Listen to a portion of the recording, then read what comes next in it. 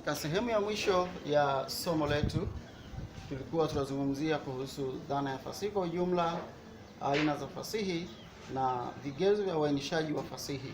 Na mwisho kabisa tulijikita kwenye aina mbili za fasihi kwa kigezo cha maandalizi ambacho ni fasihi ya Kiswahili na fasihi kwa lugha ya Kiswahili. Na hapa leo tutaangalia tofauti kati ya fasihi ya Kiswahili na fasihi kwa lugha ya Kiswahili. Kwa kifupi tu ni tofauti ya fasihi ya Kiswahili na fasihi kwa Kiswahili.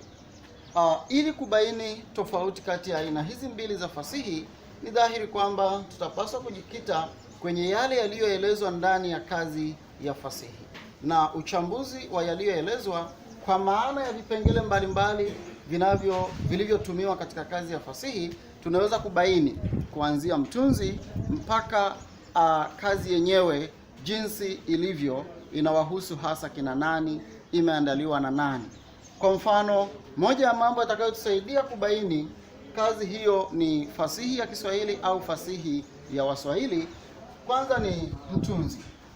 Tutaangalia mtunzi ni Mswahili au la, kwa vigezo ambavyo tuliviainisha kwenye masomo yaliyotangulia. Mtunzi kama ni Mswahili kwa vigezo vyote, basi kazi hiyo tutaiita fasihi ya Kiswahili. Lakini vile vile tutaangalia wahusika na hasa majina yao. Utakuta majina yanasadifu kabisa jamii ya Waswahili na Uswahilini. Majina kama Pazi, Swalehe, Mwajuma, Yasmin na kadhalika.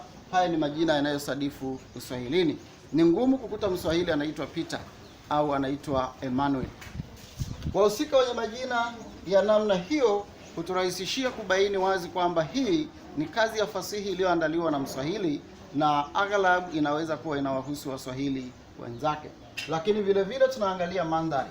Mandhari iliyosheheni katika kazi ya fasihi imetoka wapi? Mswahili anakufahamu vizuri Uswahilini kuliko mtu asiye Mswahili.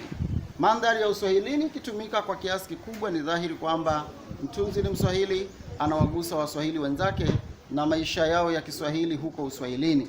Ndiyo maana atajikita zaidi kwenye mandhari ya Uswahilini. Lakini vile vile tutaangalia mavazi. Wahusika wanaonyeshwa wakiwa wamevaa mavazi ya aina gani? Tunafahamu wazi mavazi ya Uswahilini ni kanzu, baibui, msuli na kadhalika. Ukisoma riwaya kama Vuta Nikuvute, mavazi yanasadifu. Ukisoma tamthilia ya Sadiki Ukipenda, vile vile inazungumza mambo hayo, na kazi nyingi zilizoandikwa na Waswahili, tofauti kabisa na kazi ya fasihi ambayo imeandikwa na mtu asiye Mswahili. Hawezi kusadifu sana mavazi ya Uswahilini kama si Mswahili. Lakini vile vile vyakula. Uswahilini ndiko kunakopikwa biriani, kunakopikwa pilau, wali wa nazi na aina kem za vyakula vya pwani, tofauti kabisa na vyakula vya watu wa bara. Watu wa bara kukuta wanajua matumizi ya nazi kwa usanifu na ufasaha zaidi ni ngumu. Maeneo mengi ya pwani tunafahamu viungo vya vyakula si vingi kama ilivyo pwani. Watu wa bara wanajua kutumia makweme, mafuta ya mawese, mafuta ya alizeti na kadhalika, lakini matumizi hasa ya viungo vya chakula kama nazi kusadifu pwani. Kwa hiyo vyakula vilivyotajwa katika kazi ya fasihi huweza kukusaidia kufahamu kazi hii ni ya Kiswahili, ya Waswahili au ni fasihi kwa lugha ya Kiswahili tu. Vile vile shughuli za kiuchumi. Kazi ya fasihi iliyoandikwa na Mswahili itasadifu shughuli za kiuchumi za watu wa Uswahilini. Kwa mfano, shughuli kama za uvuvi wa baharini. Shughuli za kilimo zikijitokeza, basi ni mazao yanayolimwa na kukua vizuri pwani. Mazao kama karafuu ambayo yanasadifu pwani. Mazao ya chakula tunafahamu ni kama mihogo na mazao ya namna hiyo.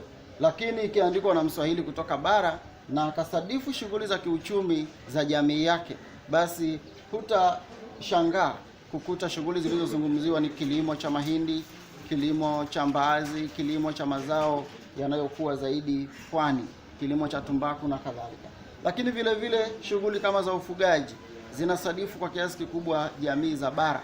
Mtunzi wa kazi ya fasihi akiwa anatoka bara, basi utaona wazi anavyosadifu shughuli za kiuchumi za bara kama uvuvi, kama ufugaji. ufugaji wa wanyama kama ng'ombe, mbuzi na kadhalika, kitu ambacho kwa jamii za pwani si rahisi sana kukuta kikizungumziwa. Kwa uchache itoshe kuwa tumejikita leo kwenye kuainisha tofauti za fasihi ya Kiswahili na fasihi kwa lugha ya Kiswahili.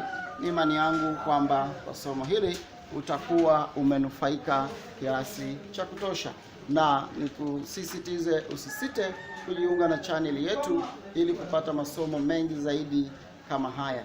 Karibu sana katika vipindi vijavyo.